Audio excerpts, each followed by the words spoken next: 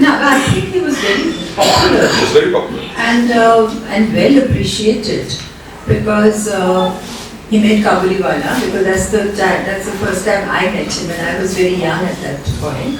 And my sister Tinku, she had a wonderful name called Oindrila, but nobody called her Oindrila, it was always Tinku. And she was 5 years old and she played Minnie in Kabuliwala with Chhabi Biswas.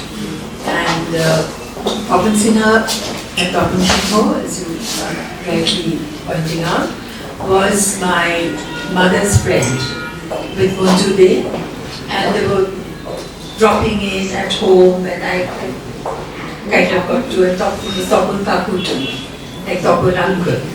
So, and Minnie became a household name after the film release. She was very popular. And during shooting also, one day she would say, well, if you don't put lipstick on my lips, on my teeth, I won't perform, I won't smile.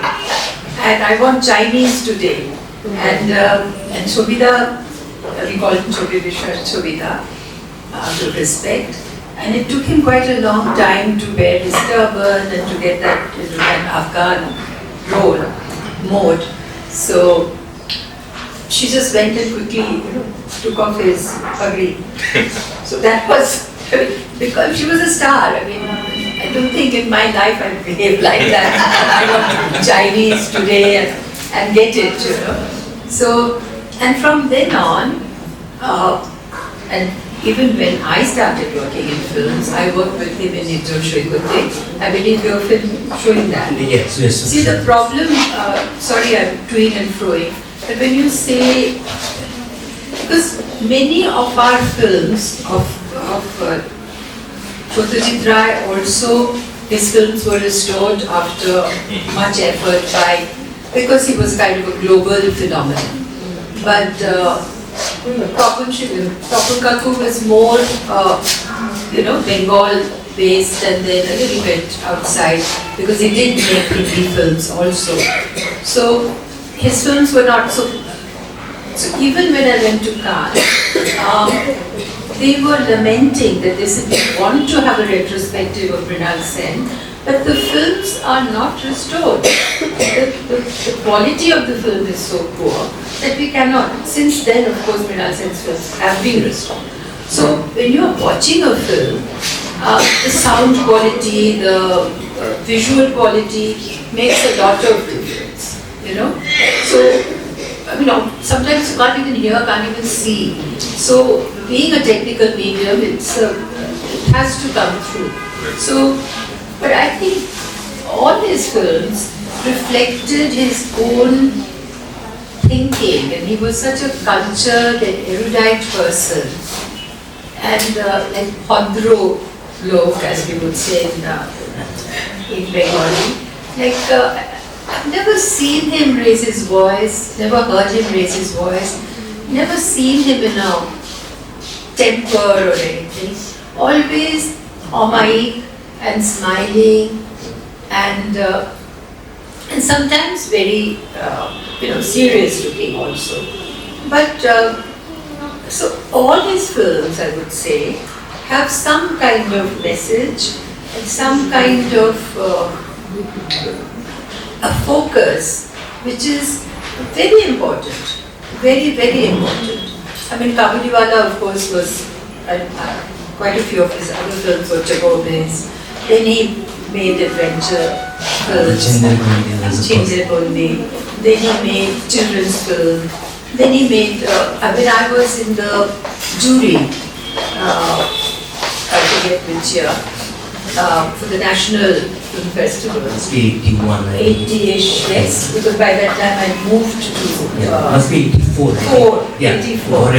Yes, Maribai Shomai and Adul Gopalakrishnan had Mukha at that time.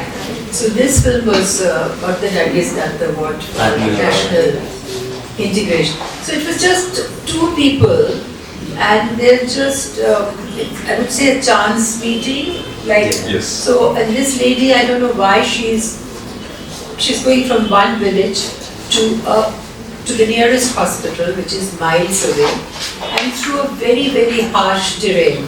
Like there are hills to climb, and there are valleys to cross, etc., etc. And she's pregnant, hugely pregnant, almost 9 months pregnant.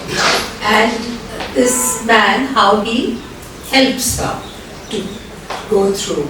And once he reaches the hospital, then he realizes this was a Muslim woman and he was Hindu. So it's not really black and white, but there is kind of a subtle, without explaining too much or getting into it. He may have had some prejudice earlier, we don't know. But the fact is that when you peel off the layers or the identity or the tag, then as a essential human beings, people help each other and people are drawn to each other, and then our goodness comes through, you know. And it's only what other people will say, I mean, that sort of a thing. So every film of his, and of course he brought Vajantimala to Kolkata, and Dilip Kumar, Sakina Mahantro, which was made in Bengali as well as in Hindi, with Saira Banu, Ashok Kumar was Bengali, but yes. So he did that. So, you know, he was well respected. I mean, it's not easy for a Bengali gentleman or a director to go to Bombay and speak to Dilip Kumar and convince him to come and work with him. So he had, because of his learnedness, if there is such a word, he could reach and talk to various people and convince them of his. So, I mean, he was a very special person, and even Shomitra often told me after Manika passed away that if he had to talk to somebody and had to learn something, he would go to Thakur Babu to talk about films. So they shared this passion. They were passionate about films. They were not businessmen or making films for money. So I don't think it's a proper comparison if you say Satyajit Ray, Mrinal Sen and Rintik Katuk was making films of a different kind, and Ajay Kaur and Arjun Sen and Tapan Kaku was making films of different kind. It's not, they were all making films and they're all making films passionately. But his films, I mean, like the film that you're going to see, I hope the print is alright. I saw it because somebody invited, so please ask me to stop, otherwise I can carry on. So I went to Edinburgh. A Scottish gentleman called Mark Cousins, film buff, he walked in with his kilt and everything and said, we are organizing a film festival and will you come? So I assumed that it would be Satyajit Ray. So when I said, which film of Satyajit Ray? He said, no, it's not Satyajit Ray. It's Tapan Sinha, it's Rintik Katuk, and it's Mrinal Sen.